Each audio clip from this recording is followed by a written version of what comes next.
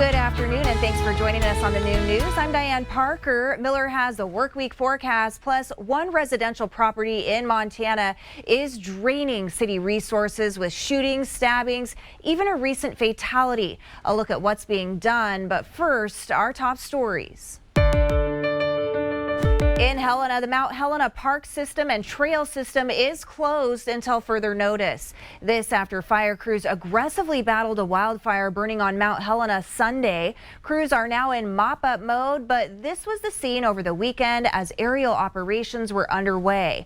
The Helena Fire Chief says no homes were in immediate danger. In Billings, the fire department is hoping someone will return more than $6,000 in stolen firefighting equipment. The gear is custom made for the individual firefighter and was stolen out of their personal vehicle around the Gorham Park neighborhood last week.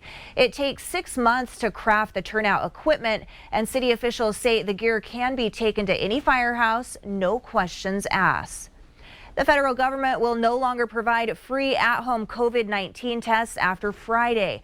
Officials blame the program's suspension in Congress, saying additional funds for the kits was not provided. On top of that, the stockpile of tests is running low, and they want to make sure there's enough tests on hand in case there's a fall spike in cases.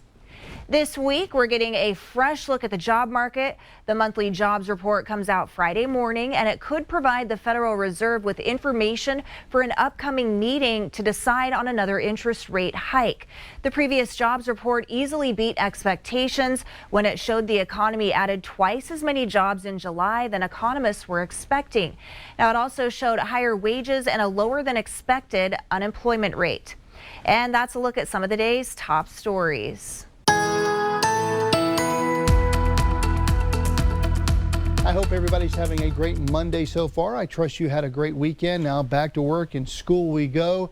The big story this week, high pressure dominating. This upper level ridge is just going to get stronger and stronger. That means we don't have much rain in the forecast at all, if any rain in the forecast at all this week. Today it looks like for some of us the coolest day of the week. Let's take a look at some of those temperatures projected for this afternoon. Our capital, Helena at 87, Great Falls there as well. Kalispell may struggle to get out of the 70s. We'll go 81 today, 84 in Bozeman. How about 85 in Billings, Miles City 83, Glasgow 86. Down at Cody, we'll get up to about 81, 86 in Sheridan. And then we're getting hotter. That high pressure there, that's the dominating factor this week. We'll take a look at it coming up. One Montana city is making a big effort to address what the city calls problem properties. Recently, the city of Billings put one landlord on notice, telling him to clean up his apartment complex notorious for crime. Here's MTN's Andrea Lutz.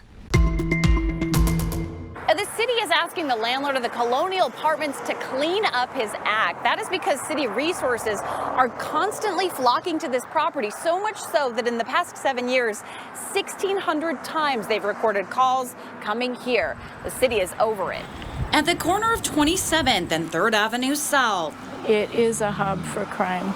It's a property historic to Billings, but infamous for crime. Their life revolves through the Colonial. This building and the problems tied to it, so notorious. It is notorious and has been for many, many, many years. That longtime Southside resident Catherine Card has tracked it. I began tracking the crime statistics, and that really it has the highest crime rate in town that I could see. Well, the numbers are staggering. In the span of just 138 days, we tallied the calls. 94 different times police and medical responded to the Colonial. Everything from assaults to drugs, even a stabbing and a shooting, making for some of the highest number of police calls to just one area of Billings. Did that shock you when you saw that? Yes. Yeah, I mean, I can't say it any other way. It was surprising to me. And so that's why we're determined to do something about it. It's those astounding numbers that's compelled Billings City Administrator Chris Kukalski to engage. In this case, Mr. Skoggy has got several properties in town, and so we're asking him to step step up and do a better job. Just recently, the city sent this letter to the landlord of the Colonial Apartments, John Skoggy. It highlights the Colonial as a nuisance property for not only structural issues, but also the ongoing criminal activity and an extraordinary call volume for a property of its size. Skoggy owns several other rentals in town, all with the same issues. Doing things like this, honestly, is to start calling out and have a much more public conversation and maybe some peer pressure. And it seems Skoggy doesn't want to talk about it. He headed to his home in Billings, where the letter arrived, and although several cars were in the driveway, no answer at the door, and no answer on the phone. It won't let me leave a voicemail.